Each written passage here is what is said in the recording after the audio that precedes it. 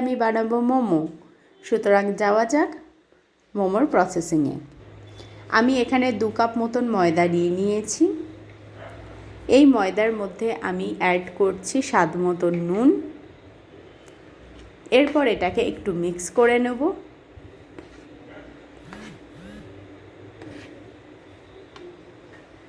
এরপর আমি অ্যাড করছি পিঞ্চ অফ ইনো।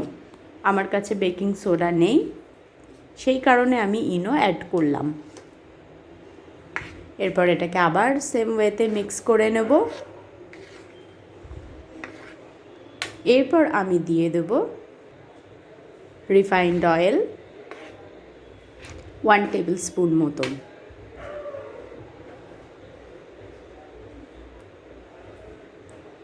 দিয়ে এটাকে আবার আমি মিক্স করে অল্প অল্প করে জল দিয়ে ময়দার ডোটা রেডি করব। আমি ডেসক্রিপশন বক্সে লিংক দিয়ে দিয়েছি মোমোর স্যুপ এবং মোমোর চাটনি কিভাবে তৈরি করে নেবেন, ওটা প্লিজ আপনারা দয়া করে দেখে নেবেন।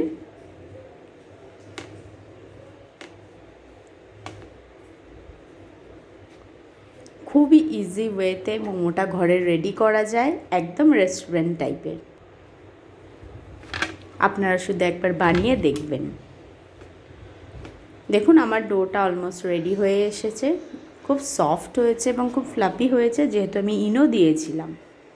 এখন আমি এটাকে 30 মিনিটের জন্য চাপা দিয়ে রেখে দেব। অন্যদিকে আমি চলে যাচ্ছি মোমোর পুরের জন্য। তো আমি এখানে সলিড পিস চিকেন নিয়ে নিয়েছিলাম 300 গ্রাম মতন। সেই সলিড পিস চিকেনটাকে কিমা করে নিয়েছি।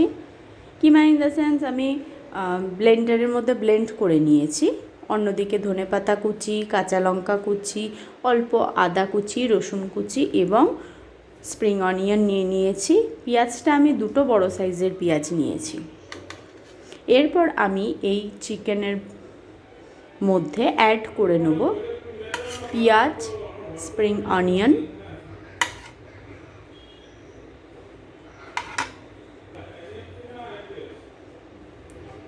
রসুন গ্রেট করে যে রেখেছিলাম সেটা, এবং আদাও,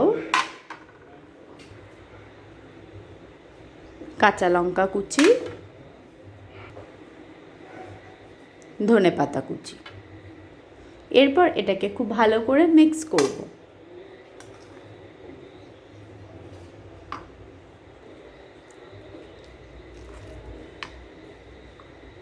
এরপর দিয়ে দিচ্ছি স্বাদ মতন নুন এবং 1 টেবিল স্পুন সয়া সস। এরপর এটাকে ভালো করে মেখে নেব। তার সাথে অ্যাড করে দিলাম গোলমরিচের গুঁড়ো। আমি 1/2 টেবিল স্পুন মতন এখানে গোলমরিচের গুঁড়ো নিয়েছি। দেখুন আমার এটা খুব ভালো করে মিক্স করা হয়ে গেছে। এবার আমি অন্যদিকে যে ময়দাটা আমি ডোটা বানিয়ে রেখেছিলাম, একটা লুচির মতন করে আমি গোল করে নিয়েছি এবং এটাকে আমি বেলে নিয়েছি। বেলে এখন আমি এটা হাতের মধ্যে নিয়ে তার মধ্যে আমি পুরটা 1 টেবিল স্পুন দিয়ে দেব। আমি এটা খুব পাতলা করে করেছি। মোমো যত পাতলা করে করা যায় ততই বেশি ভালো হয় খেতে। পুরটা একটু বেশি করে দিতে হয়, আর ঠিক এইভাবে মোমোটাকে মুড়তে হয়।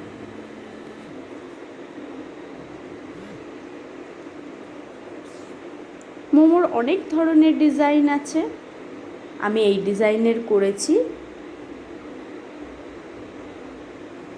দেখুন ঠিক এইভাবে খুবই সহজে এটা বানানো যায়।